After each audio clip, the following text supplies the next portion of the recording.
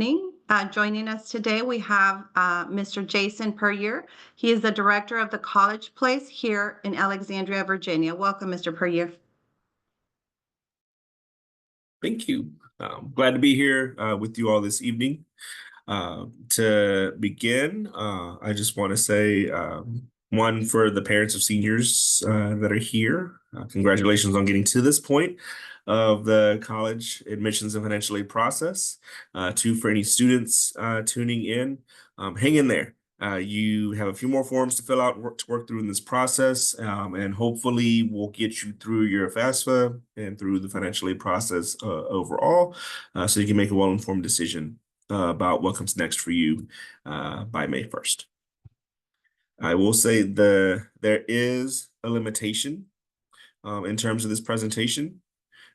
It assumes a lot of things, and the prototype that I'll be using assumes that the student that we're talking about is a dependent student for the purposes of this form.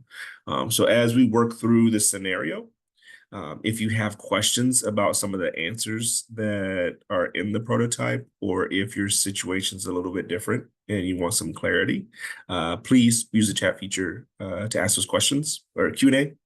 Is that where we're going? Chat. To ask those questions, and we'll get them answered as we move through this presentation. We probably won't get all the way through the walkthrough in and of itself within an hour.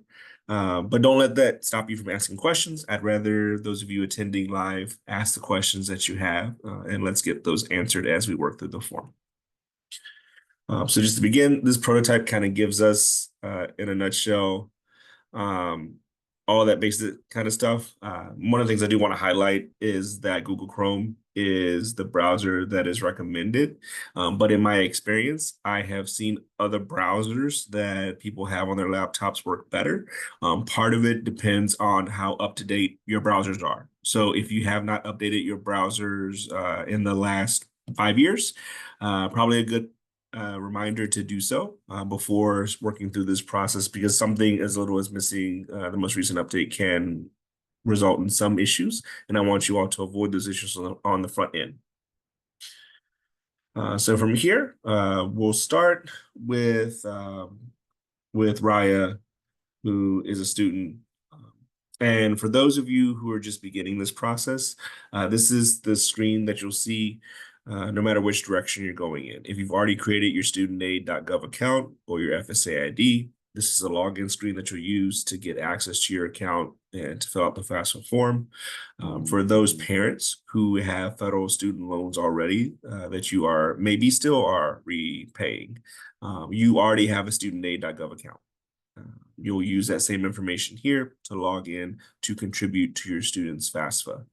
And if you are not sure where your information went, if you forgot your username, forgot your password, you can use these two hyperlinks here to recover that information. And if you have not started this process, you can click here to create an account.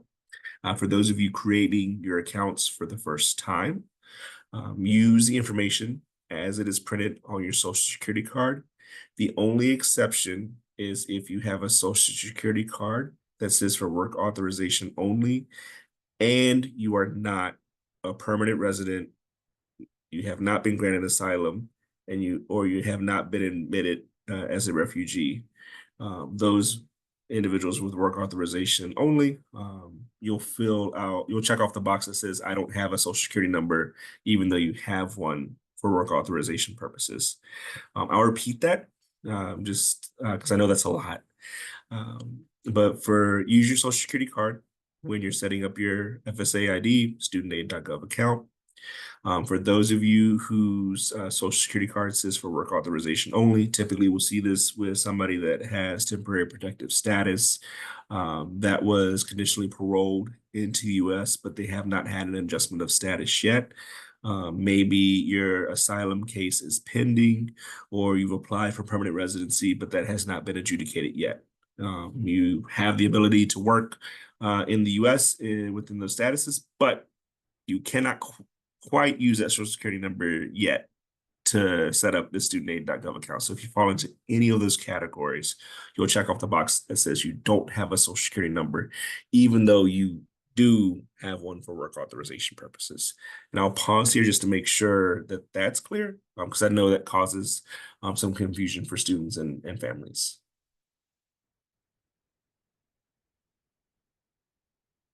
You cannot start the process as a junior.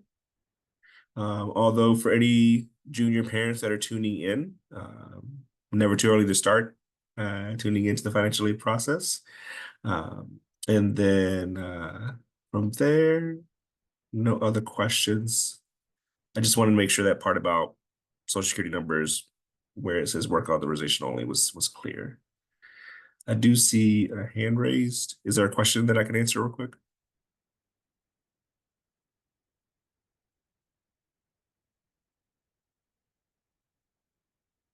Or was the hand raised and then went down? The question I see in the chat, the student needs to create an account or the parent or both. Great question. So the student will absolutely need a studentaid.gov account. If the parents are married, filing a joint tax return, and it's both biological parents that are married filing a joint tax return, only one will need a studentaid.gov account. If in a two-parent household, if one parent has federal student loans, they already have a studentaid.gov account. So I would just go with that parent for the purposes of the form.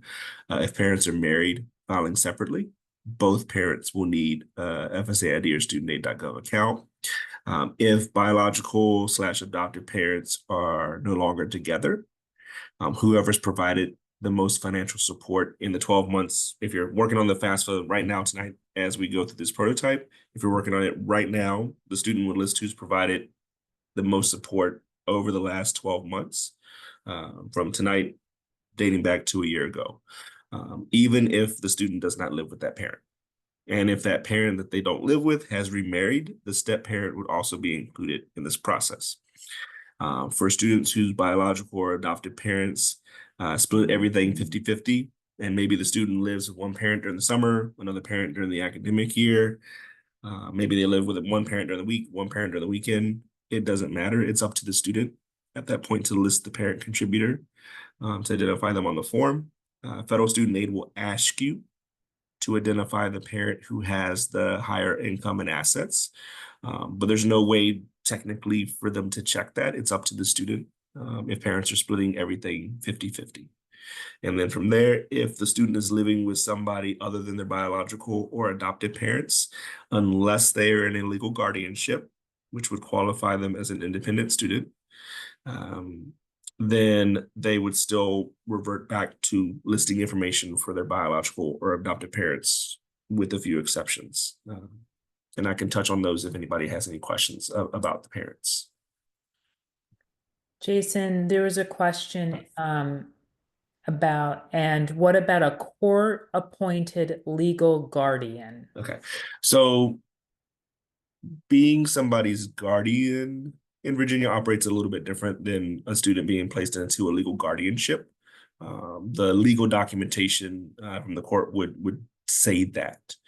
And in that respect, if somebody's been put into a legal guardianship, they would be provisionally independent for the purposes of federal student aid, and then they would submit that court documentation to institutions to back up that status. From there, so if we have adoptive parents that are get together, that's exactly right, Jacob. So if adoptive parents are married, filing a joint return, only one will be needed as a contributor for the FAFSA. If you're married filing separately, then both of you will need FSA ID or studentaid.gov accounts. Katina, great question. These are all great questions because I get these a lot. If you don't know where the parents are and you have no way to contact them, the student would say that as they begin filling out their FAFSA form, and they would be marked as provisionally independent. They would have to follow up with each of the colleges on their list after submission of this form to say, you know, whatever documentation the school needs.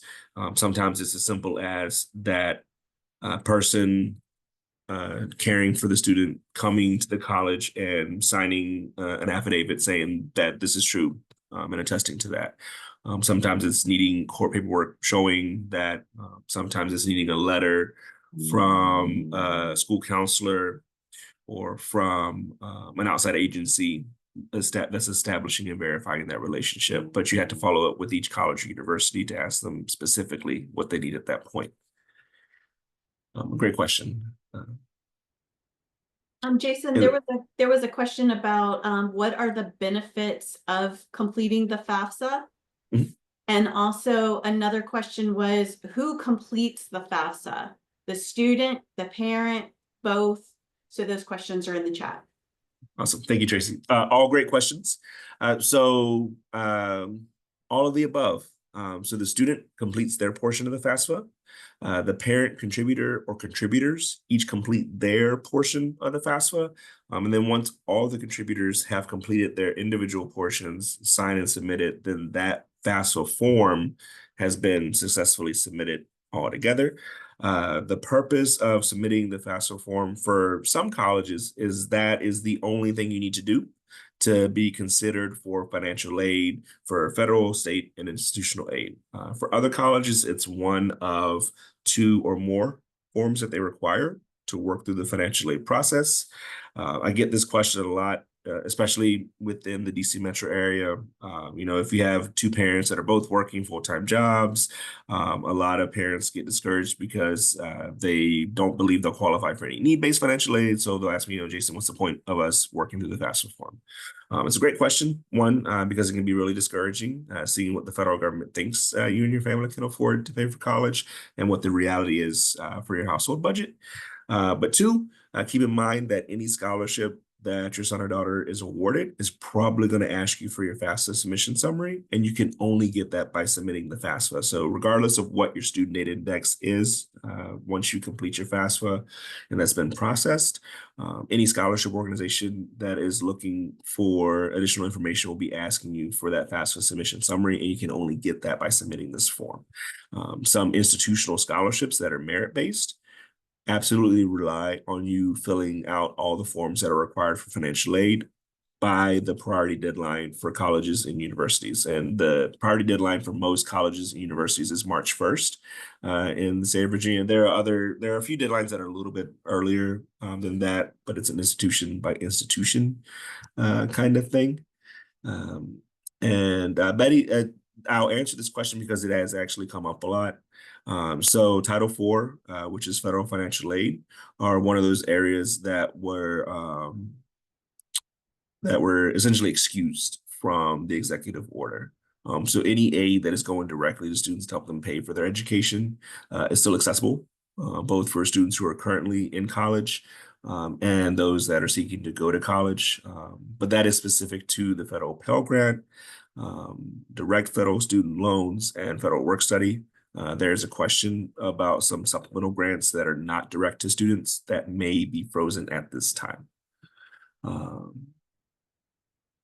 Anthony. So we're using the 2023 tax year. We're always using prior year tax information as we work through the FAFSA form itself. But if something has changed much to what you have noted, one, there are some questions as you're working through the FAFSA where you can add in some of this additional information. But even if it's not captured in this form, on the back end, you'll need to do some follow-up and essentially file an appeal with institutions to make sure they're taking these specific circumstances into consideration, since we're about 1.5 years removed from that tax year at this point. And then, can a student who's moved from another state, not completed 1 year in Virginia, apply, use the FAFSA now? If they moved from another state, if they moved prior to August 1st, typically by the time the fall semester starts, for most institutions in Virginia, not all, you'll need to check on an institution by institution basis. They would qualify for residency, but a student can fill out the FAFSA regardless of their residency in Virginia or not. I mentioned the residency piece because it's typically a calendar year from move-in day to the start of the semester that we need to establish in-state residency. But great question, Waleed. Karen, do you still have a question?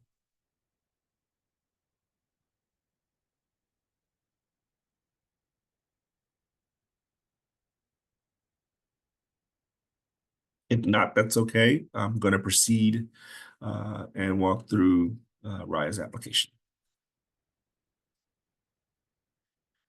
So one of the things that you don't see on that screen is that you'll actually get prompted with the multi-factor authentication to either have a text message or an email sent to you, or if you downloaded the mobile app, to give you access to this account. There's a few different ways that they try to keep this information secure. So we're going to start a 25-26 FAFSA form. If this was last year, there were serious issues when a parent would start the form on the student's behalf. So far this year, I have not seen those same issues. So a better FAFSA this year, for sure. So if you're a parent starting the form on behalf of your son or daughter, you will click this button here. For the purposes of this demo this evening, I'm going to be going in as a student beginning the form myself.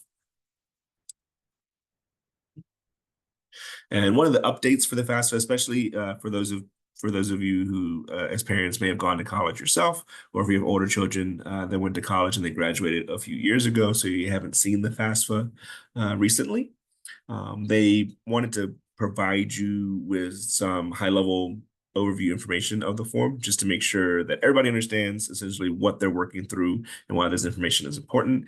I won't make us watch these videos as a part of this presentation. But just keep in mind, as you or your son or daughter log in, these are the screens you'll see with the information here. The second page will identify what each contributor will be providing as they work through the form. This tells you what to expect. One thing I do want to highlight here are the words consent and approval. One of the updates for the FAFSA is that in previous years, when the FAFSA form was submitted, one of the spaces that the data would be checked was with the IRS. With consent and approval for information to be transmitted directly from the IRS into the FAFSA form, that process has been reversed. So if each contributor provides their consent and approval for the IRS to input whatever tax year information is available for 2023, as long as each contributor grants that approval, that information encrypted will be directly input to the form. If any contributor declines to provide their consent for any reason, the student will only be considered for unsubsidized federal student loans. So every contributor has to provide that consent and approval. I've gotten questions from students and parents about why should I give the approval, to be frank.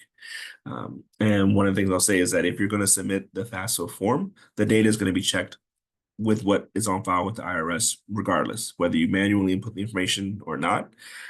So if you're submitting the form, you might as well provide your approval and consent for that process to happen on the front end. So especially so there are no mistakes in terms of data entry at that point.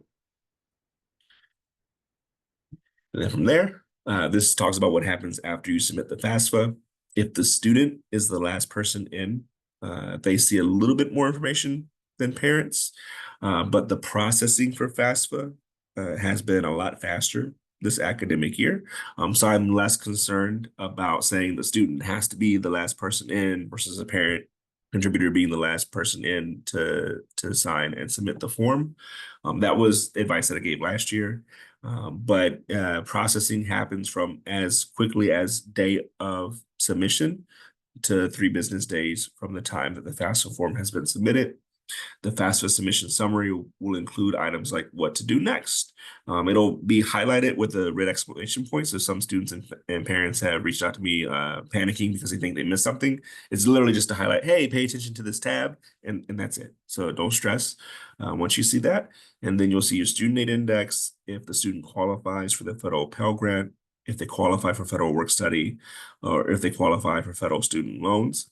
That's only the federal government information. I have gotten a panicked phone call from a mom last week saying, is this it? Is this all my daughter's going to get? From the federal government, yes, but that does not answer what's coming from the state or from the institution that your student is going to. This is just to get access to federal information, and that federal information will be sent to the college universities that your child is getting admitted into, and then they will use that to determine eligibility for state aid and institutional aid beyond that. And you'll receive that information from them, typically sometime after March 1st to mid-March, depending on when you submit your FAFSA form and once it has been processed. One thing to pay attention to, both for students and for parents, is make sure that you're not transposing or mistyping any of this information. It is very, very easy to make a mistake here. For parents, you know your kids as well as you know the back of your hand, but I have seen parents, I've watched them as they're saying the Social Security number out loud, mistype it in. So be careful with that. Be careful with the birth date. Any data mismatch here in terms of what the student puts in or what the parent puts in on their portion can cause an error. And because the Social Security number is encrypted outside of these last 4 digits, it can be hard if you're not thinking about it to miss this because the error is not flagged as being, oh, you know, your Social Security number is incorrect, so you need to go back and correct this when you're manually typing this information in. So please make sure that's correct. Sometimes students do not capitalize the names of the streets they live in, the city that they live in, state they live in, et cetera, so on and so forth. Parents sometimes do the same thing. Make sure the data matches. If the student spells out 123 Sesame Street, the parent needs to be spelling it the same way. In terms of spelling out street and not abbreviating it ST, because that can cause a data mismatch, and that won't necessarily be flagged when you're trying to get the student and the parent matched as contributors to the same FAFSA form. From there, state legal residence for the prototype is New York. I get the question a lot, is, you know, when did the student become a legal resident? Go back to the previous page. Typically, it's going to be the date of birth or the month and year of birth if they've never lived anywhere else. So we'll go back and just put in 05 and 2003. It's not the end of the world if you get the wrong month here. If you get the wrong year, depending on what year we're talking about, it could be an issue that's flagged later on. But again, it's not the end of the world. It's give it your best guess. If you're unsure, get as close as possible to this. Part of this is it's information that institutions will use to check in-state residency or eligibility for state-based financial aid. But it's a data point. If you make a mistake, not the end of the world. Go back and correct it and resubmit. Jason, there's Yes. a question about, is there a view option when typing in the Social Security number? Yes, when you're typing it in, you can check it. Once the student has set up their studentaid.gov account and the parent has set up their studentaid.gov account, when you're contributing to the form itself, you cannot change it at that point once your studentaid.gov account has been verified. So pay attention as you're setting up those accounts to make sure you don't miss that. But when there's one contributor adding in another person's information, you can always go back and edit how that information has been added into the form itself. Again, this is talking about the consent and approval to be eligible for federal aid. Approval means that you're going to get the federal tax information transmitted and imported directly into the form. If you decline, FTI won't be transmitted. You'll be asked to manually input information. From here, there's a lot of legalese here.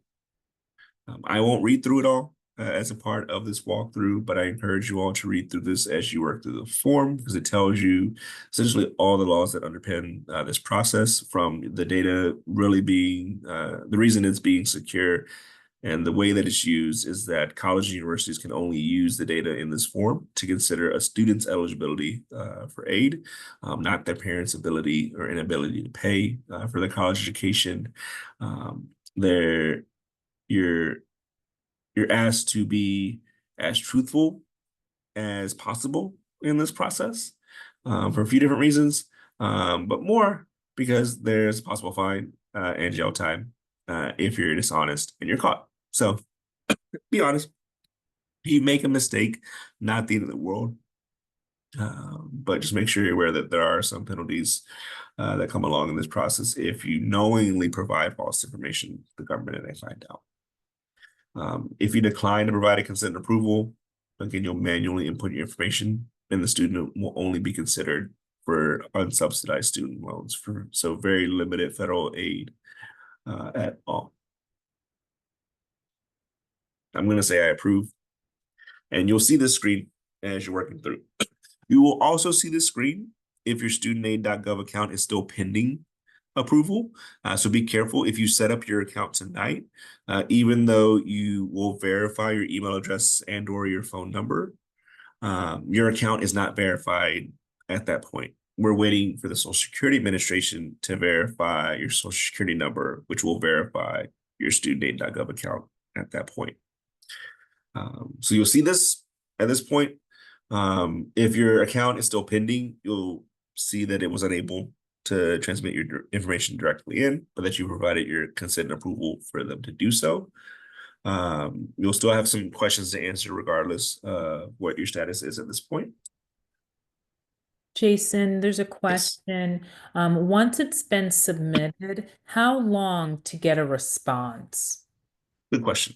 So initially, once the student or the parent contributor, whoever's the last one in, submits it, you'll get an email right away saying, hey, thank you for submitting the FAFSA form for the student. It's saying, hey, thank you for submitting your FAFSA. To the parent, thank you for submitting your portion of the FAFSA on behalf of your student.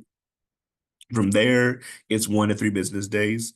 I've seen as short of a turnaround as 2 hours during a school day. I was with a student meeting with him up until 11 a.m. And by 1 p.m., he had his FAFSA submission summary and the email confirmation that his FAFSA had been processed. But federal student aid says 1 to 3 business days in terms of the expected wait time. And that's just for the federal government's information. So say you submit you've got your studentaid.gov account is verified for both the student and parent contributor. You work through the form this evening, hit submit. Since we're talking about the 4th. The 3rd business day from here is the 7th. So by the 7th, the student should have an email from federal student aid saying, hey, your FAFSA has been processed. Your FAFSA submission summary is available. You can log in, see your student aid index at that point. For information from colleges and universities, but that will depend on the institution. So you may see with NOVA as an example, once a student is admitted and the FAFSA is processed, it could be 2 to 3 weeks after that a financial aid award letter will be generated. But for most 4-year college and universities, I'll use UVA as an example, they're not going to release any information until March from a financial aid standpoint, even if you knew that you were admitted sometime in the fall. So keep that in mind. Different institutions have different timelines that they operate on with financial aid. But if you haven't seen anything from a college that a student has been admitted into, and you know your FAFSA has been processed and that data has been submitted to those institutions, if you haven't seen anything by April 1st, it's not an April Fool's joke, but you should check with those institutions just to make sure that everything's okay, because you have until May 1st to make a decision at that point. So most colleges will release the financial aid information sometime in March to you. And From there, we have a students couple answer. of questions. Oh, yes. Yeah, so one is asking if they've already done all this and their work is processed for both the student side and the parent side, what would the next step look like? Is it already processed? Is my college going to email me when I commit? How is the loan money distributed, such as grants? All good questions. So it's part of what I just described. Yeah. So once the college has received that processed information, it'll come to them in the form of an ISER and how they receive it, but they'll also see the tax information unencrypted on their end through their secure website. They'll use that information to put together a financial aid award letter, and they'll send that information out to the student. Sometimes they'll say, hey, check the student portal for our institution. Your financial aid award letter is available. They may send it as a PDF through email. Some colleges still mail physically in the mail financial aid information to students and families. So it depends on the institution at that point. But again, this information, once a student has been admitted, you should see back from a college sometime in March. I'd say March 1st to March 15th is generally when financial aid awards are released to students, but it depends on the institution. and it depends on the year. But from there, you have until May 1st to decide.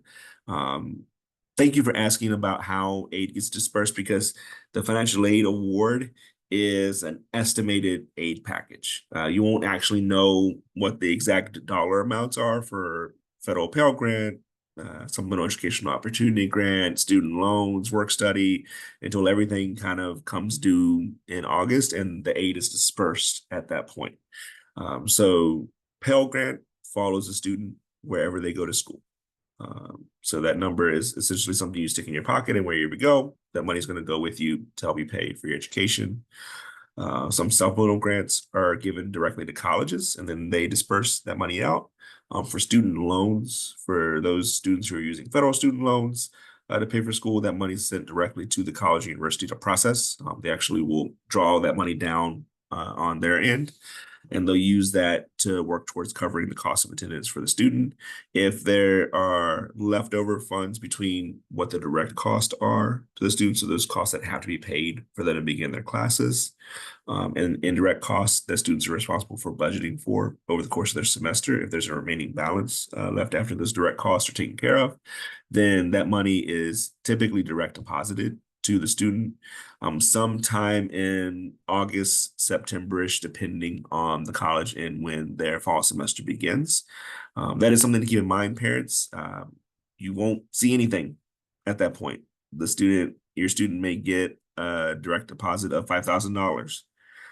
Talk to them about that, and I'll mention more towards the end about my advice on that front. But hopefully that answered the question. Were there any other questions? Yes, there's another one about how long are accounts active, just in case account was created in, say, the early 2000s. Good question. So if a studentaid.gov account or FSAID was created and there was a federal student loan attached to that, if that federal student loan is still in repayment, that account is still active. If that account hasn't been used since, say, you created it in 2002, if you never borrowed federal student loans and you graduated in 2002 and you haven't touched the information since, that account is probably inactive. But you can use your birth date and social security number as you're creating your studentaid.gov account. It will flag if that information is tied to another studentaid.gov account, then that username and password needs to be recovered at that point. Okay, there's another. So would the amount of money you get be found on the college's portal or in the FAFSA website? Ours is showing already processed. So the money that you'll be receiving, you'll see that through your student portal. You'll see federal aid that the student is eligible for through the FAFSA submission summary or through the studentaid.gov account, but that's it. They won't have information about institutional aid or state-based financial aid at that point.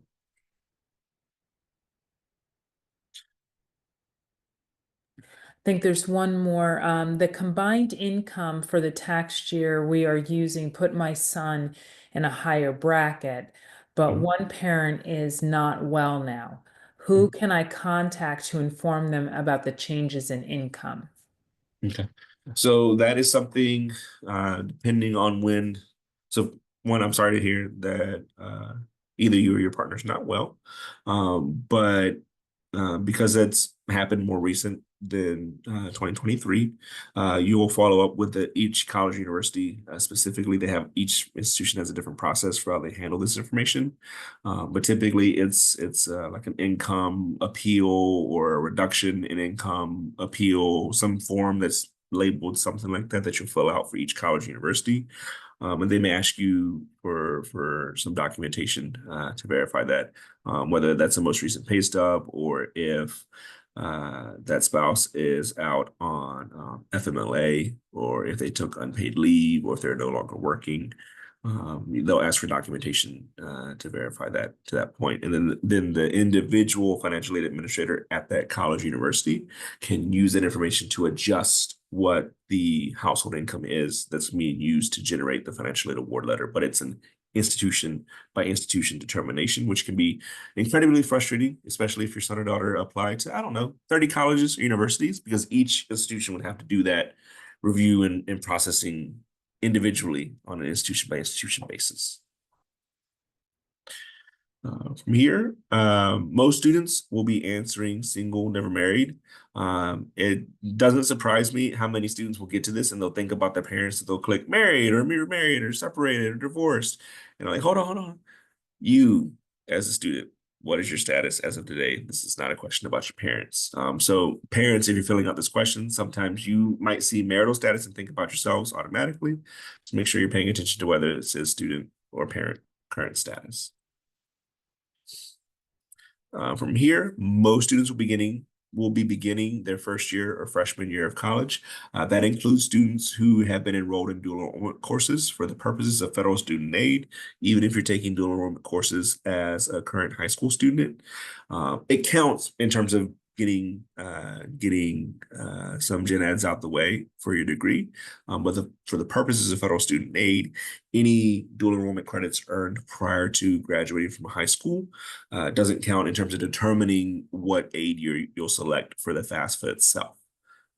So freshmen, again, for most students, and then for most students, they will not have their first bachelor's degree right out of high school. These are student personal circumstances that would make somebody independent for the purposes of federal student aid. So if we're talking about someone that's a veteran who may have completed their terms of service in terms of their contract, may be 22, 23 years old, they would check off the relevant box, and then they'll be independent, not required to submit the parent information, even though any individual student under the age of 24 generally will still have to include their parents. Any veteran of the armed forces would not have to do so at that point. Anytime since the student turned 13, if they were an orphan, not living and no living biological or adopted parent, they would check that box. If they were in the foster care system, if they were a legally emancipated minor, if any of these apply, legal guardianship was something that I've been asked about before. You'll check the respective box, and then that student will be provisionally independent. For this scenario, Raya, none of these apply to them. So we're going to check that. And for most students, that's going to be the case. Hopefully, your students have not experienced this, but if you have experienced homelessness any time on or after July 1st, 2024, make sure you'll check this box. For most students that I'm working with, the answer here is no. But if the answer is yes, there's additional assistance that could be qualified for as a result of checking that box.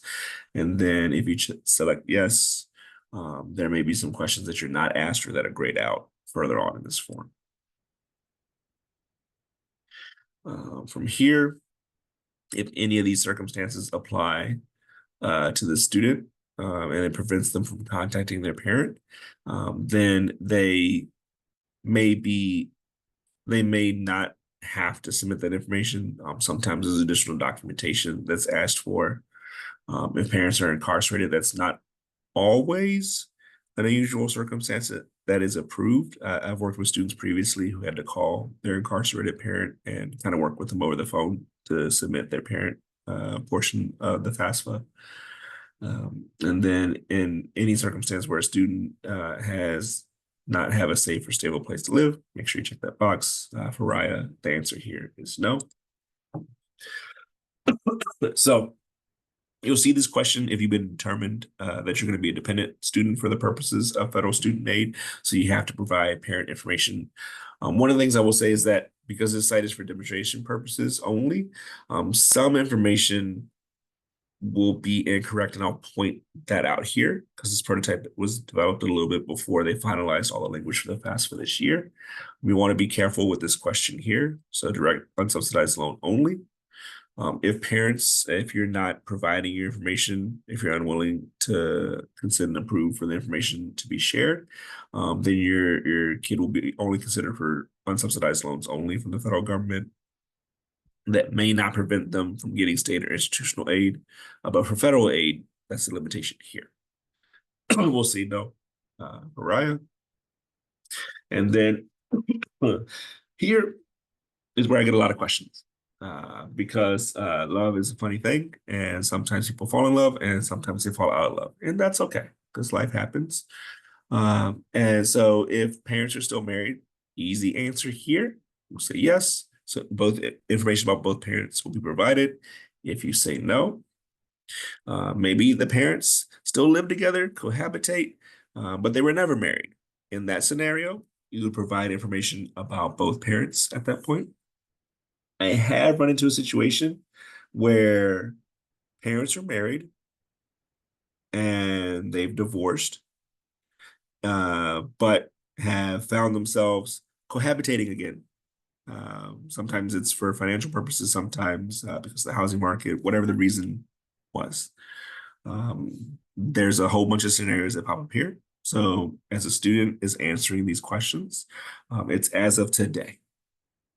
What is the status of the relationship between your biological or adopted parents, and do they live together or not? So for Raya, we're going to say yes and keep moving to the form. But are there any questions about parents and who the student should be reporting? Yeah, there is a question. There's a couple of questions, but this one related to parents. What if parents legally married, but whereabouts unknown for the other parent? So for parents who are legally married, but the one parent doesn't know where the other parent is physically located, then I would say that when that parent logs in to contribute their portion of the FAFSA, I would say that they're separated instead of married, not separated. And then you may be asked to provide some supporting documentation, but yeah, And then there's that's the best answer I can give at the moment without knowing more.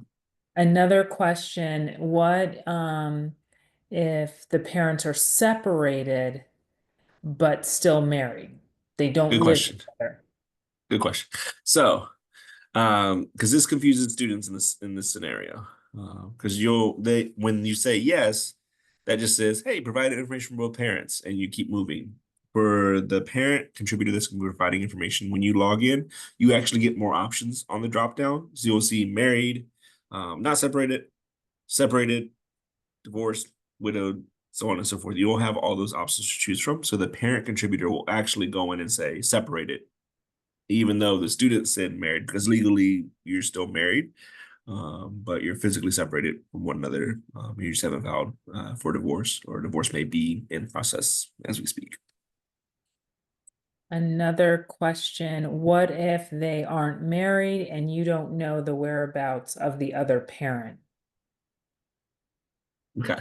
So then when the student is answering the question, they'll say parents are not married. I'll go back to that page to show what it'll look like.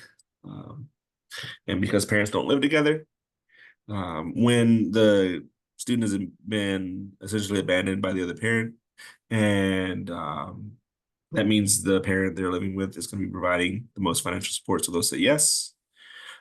If that parent has remarried, then they'll be providing their information and the step parent's information.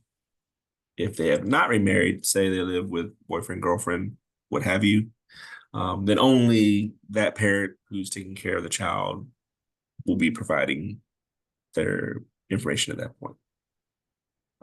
That surprised a lot of step parents last year that were not expecting it. So for this, I'm going to backtrack and say parents are married and keep moving forward. There is one other question Yes. about legal guardianship when someone was younger, but now the parents have adopted the individual. Would the student is or was in a legal guardianship applied to that student? Timing is a part of that. Mhm. Parents have adopted. Student is or was in a legal guardianship. That would apply. Because there's no timeline on that question. There are, as of 13, after the age of 13, there are specific timelines at that point. But for the guardianship, because there's no, as of the age of X. So from how I would read it, it would apply. There was also a question earlier, will your child be penalized if the parents exceeded their federal student loans? Great question. That also is a question that comes up a lot. Federal student loan balances for the parent has no bearing on the student whatsoever. Their ability to complete the form, the parent's ability to contribute their information to the forms and successfully have that FAFSA submitted, the student's ability to qualify for federal aid they're eligible for. It has no bearing whatsoever. And then one other that I see, do you need to complete the FAFSA to gain the Pell Grant? Is there a Virginia resident grant all Virginia residents get, just like the Pell Grant? Question. So you do have to complete the FAFSA to receive the Pell Grant or any other federal award. There's no equivalent in name to the Pell Grant in Virginia in terms of state grant aid, but there are some grants that operate similarly-ish to Pell. The grants that I'm thinking of are both like the Pell Grant. They're dependent upon what the student aid index is of the student in terms of determining their eligibility, but can be pretty generous funding from the state. So if a student is not eligible to receive federal aid, they would use the Virginia Alternative State Aid application to apply for financial aid from the state level, and then some institutional aid can be secured from that form. But as long as the student is a U.S. citizen, permanent resident, or other eligible non-citizen, them and their parent contributor or contributors will use the FAFSA to determine their eligibility for federal, state, and institutional aid. From here, it is important to make sure that the parent information is put in exactly as it appears on their social security card. Some students, just like some students that I'm meeting with, have never seen the physical copy of their social security card. Most students have never seen their parents' physical copy of their social security card. So they'll be entering in this information. You want to make sure that matches the data that's there, including it doesn't surprise me at all. Most students that I'm sitting with don't know what year their parents were born in. They may know their birth date, month, and day, but it doesn't surprise me for a student to be off by a year or two or a decade in terms of the year of their parents' birth. So just make sure that your kid knows your whole birth date as they work through this form, and then social security number as well. Earlier, I mentioned for parents that don't have a social security number or that have a social security card, this is for work authorization only. When you check off this box, that grays that box out. This is where you want to make sure address, city, state matches. A data mismatch here can cause the invite to technically be sent, but then the parent doesn't actually receive the invitation because there was a data mismatch that didn't line up with exactly what is in their studentaid.gov account. So if you get to this point and you're unsure if the student has invited their parent 2 or 3 times to contribute to their form and it's just not being received, I would check all this information here, because usually there's a mistake that's been made. And that mistake, quote unquote, can be as simple as the student, because they type their parent's name into a bunch of forms all the time, the parent's name is saved in their computer. So then they select it from a drop down. And when they do that, sometimes there's a space that's added in front of the name or behind the name, and that space that you can't visibly see is enough to cause an error in this process. So as a student goes in, one of the things I ask them to do is literally click into every box and make sure there's no additional space that you can't see in front of the word or behind it, or the letter or the number. It can be as simple as that. Social security number is very easy to get incorrect in this process. So please double check that as a student.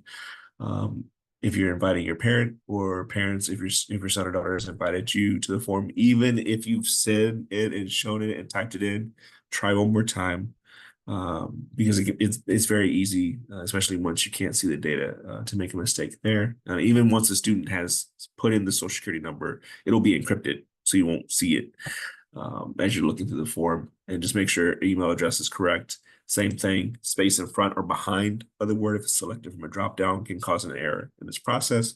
And then once you select invite, you'll see any field that you leave blank highlighted like this. But you'll see once the information has been submitted, that parent invite has been sent, and then the box will be solidified, and you'll see all the parental information, the parent name listed in invite sent at that point. Do I have any questions about who to invite at this stage of the process? There's no questions regarding who to invite. However, there are two questions. Mhm. One is if you have two children applying for FAFSA attending college in the fall, will grants or aid be equal amount for both children if awarded? Great question. So in previous years, this was easier to answer. So in prior years, when we were still using the expected family contribution, or EFC, the EFC would essentially be divided in half at the federal level for families with multiple kids in college at the same time. One of the changes with the FAFSA is that the student aid index is not automatically divided by the number of kids in college at the same time now. Each institution has the ability to decide on their own to do that, but they're not required to. So what you may see in the scenario with two kids in college, say your kids apply to get into VCU, ODU, and Virginia Tech. And let's say for the purposes of the example, both kids got into all three. They may see at VCU student aid index of 8,000, and they both see that. And then at ODU, they see 4,000. And then at Virginia Tech, they see, let's say, 8,000. You wonder what gives. Why is ODU different than the other two schools? That's why.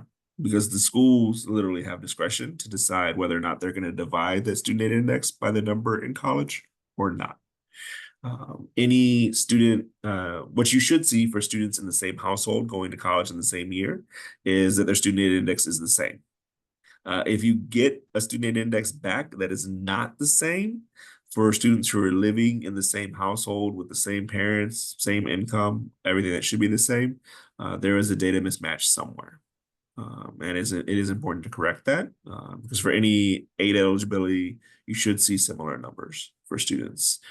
For federal aid, Pell would be the exact same for both. Eligibility for student loans, assuming this is a first-time freshman we're talking about, should be the same. Eligibility for federal work study should be the same. The difference would be if your son decides to go to VCU and your daughter decides to go to ODU, if they qualify for the supplemental educational opportunity grant, the student that goes to your son that went to VCU may get 1,000 in FSEOG funds, and the daughter that goes to ODU may get 1,500. So there are some grants that you'll see different amount awards depending on where the student goes, because those funds are given directly to colleges to disperse out. But for Pell, should all be the same. So and the second question was how, in terms of the FAFSA and other grants, affected by what's currently going on in our nation. And I think that kind of goes back to another question that you had. So just wanting to check how things will be impacted. So one of the things I've learned over the last 3 weeks is that my information is as good as what I know today at this point. So what I will say, as of right now, Title IV aid, which is federal financial aid that's dispersed directly to students, is not impacted by any of the executive orders that have come out of the administration. And the plan is for that not to be impacted from what I know. That could change. So I will say to keep tuned in because as of today, that's the best my information is. That could change, but from everything I know, the goal is for any aid that's being dispersed directly to students to help them pay for their education, for that not to be impacted by any executive orders or actions that are being taken right now. But again, that's the best I can give you because that's the best I know at this point.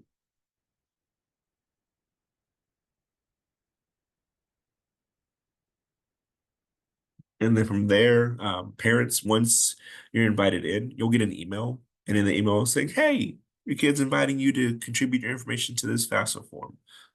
Do you want to? And you'll click the button saying, yeah, let's go. And you'll get to your studentaid.gov account and they'll ask you to accept the invitation to contribute to your son or daughter's form. You will not start a new FAFSA form when you log in. I have seen some parents and students working on this process at the same time, mistakenly both start a FAFSA form and getting there, and that's where you can run into errors with the student trying to invite a parent in, but then the parent's already attached to another form for the student, and because somebody mistyped a birth date or social security number, that little oversight can be enough to have two FAFSA forms active for the same student at the same time in the same year. Got to get to one form at that point. So usually I tell the parent to delete their form because they've put in less information than the student. But it depends. So just if you get to that point and you're wondering why you see two FAFSA forms, that's why you can only ever have one for the academic year. So there's an error to clean up at that point. And Precious, do you have a question?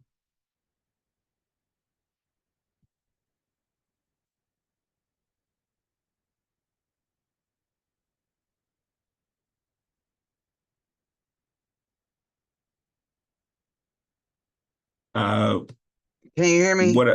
Oh, yes, I can hear you.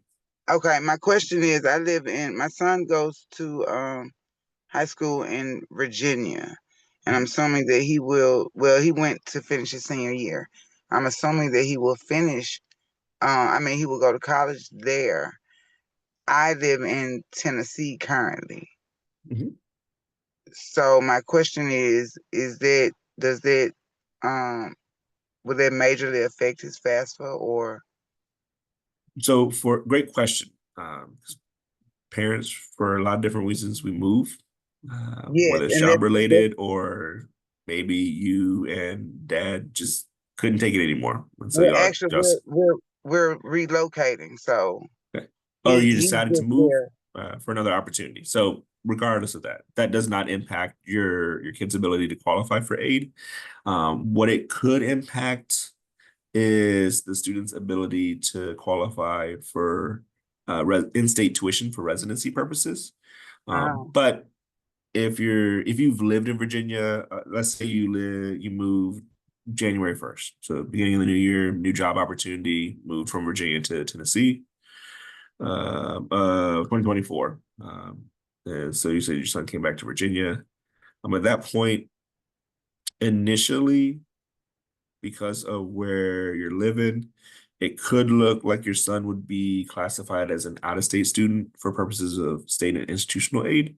Right. But there are residency forms you'd fill out.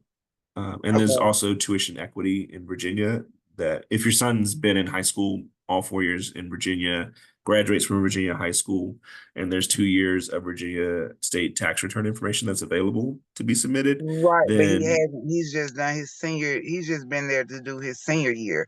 I currently still live in Tennessee, so I haven't moved to Virginia as a full-time resident yet. So I'm just wondering how got would it. that affect which he has a scholarship for school, but I'm still wondering how would that affect his ability to qualify. To qualify for federal aid, it won't. Okay. Because that's based on a student aid index. For some state institutional aid, that's a maybe. I would Okay. follow up directly with the college universities that he's looking at possibly enrolling into and Okay. ask them specifically what their policies are. Okay. Okay. All right. Thank you. Great. No problem. Thank you. Any other questions? We'll check the chat. Yes, Jason, it looks like when selecting schools, is that only accepted ones or can it be ones we've applied to but not heard back from? In my case, I'm accepted into WVU and Mason, but still waiting on Virginia Tech. You got a lot of great questions this evening, Jacob. One, thank you for asking.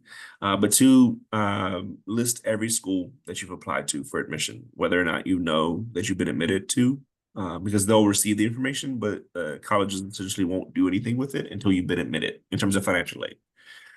So list every school that you're applying to. If you still, hopefully seniors, you're not still considering whether or not to apply to a school, but if you are, If you haven't started working on the application or submitted it yet, list that school too. You can list up to 20 on your FAFSA form, which would be the screen that you would see after the financial section of this FAFSA form. But this is kind of where the prototype stops us here. You'll see colleges once you get to section 4.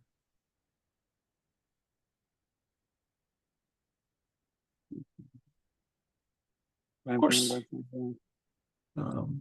Stop sharing here because I know we're at time, but are there any other questions that anybody has?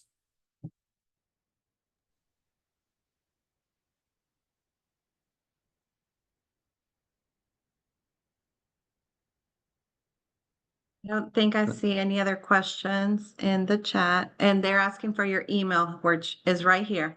And there's Jason's email address.